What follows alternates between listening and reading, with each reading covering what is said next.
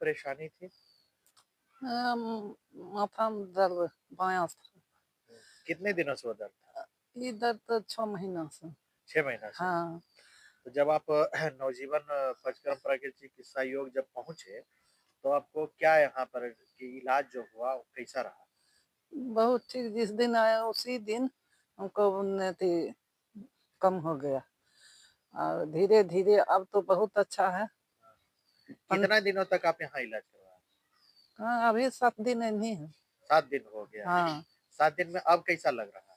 अब तो बहुत ठीक है।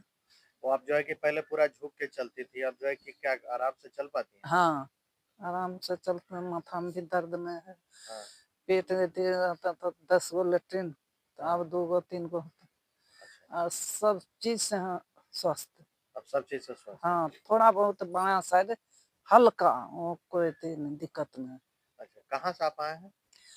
मेरा घर तो बेगूसराय जिला हाँ, लेकिन आया है पटना से। तो कैसे आपको जानकारी इनके बारे में कैसे पता चला? ये हमारा छोटका लड़का है का दोस्त, उनके से जुड़ल है, तो वही बताया कि वहाँ चलिए तो हम दिखाई देंगे, तो उसी से यहाँ आए।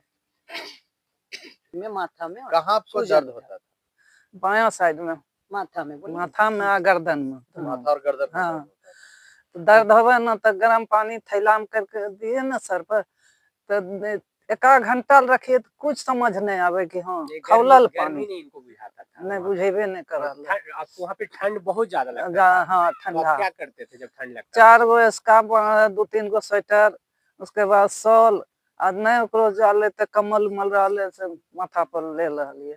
अब क्या ऐसा होता है? अब अब तो आराम है सर्दी से? हाँ सर, तो बहुत आराम। वही फर्स्ट डे से ही जैसा कि बता रहे हैं कि आपके आश्रम में जो है कि पहुँचे नवजीवन में, तो इनको जो है कि कई सारी जो है कि दिक्कतें थी, वो परेशानी इनका सॉल्व हुआ। क्या दिक्कतें थी?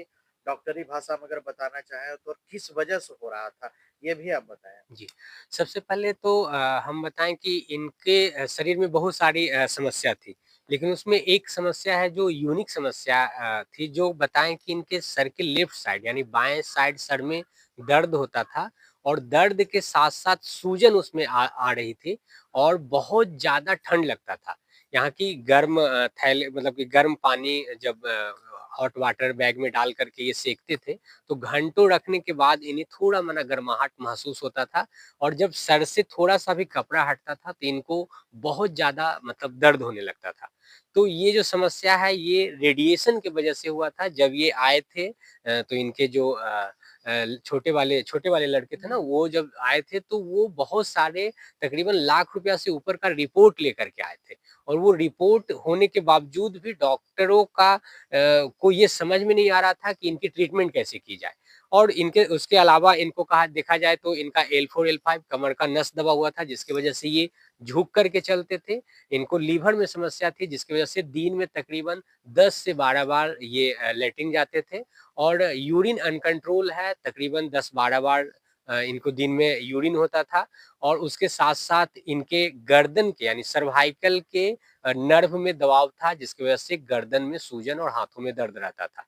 ये क्या बीमारियाँ ये हो क्यों रही है और इस बीमारी में क्या आपको नज़र आया जिसकी वजह से प्रॉब्लम हो रहा है? जैसे देखा जाए तो एक जो समस्या थी ये वास्तविकता में रेडिएशन की वजह से जो हुआ था, तो हम लोग इसे वो बताते हैं कि रेडिएशन के इफ़ेक्ट की वजह से ब्रेन के वन साइड में यानी लेफ्ट साइड में स्वेलिंग आ गया था और वो सूजन की वजह से वहाँ पे सेंसेशन खत्म हो गई थी, यानी ऊर्जा का प्रवाह रुक गया था।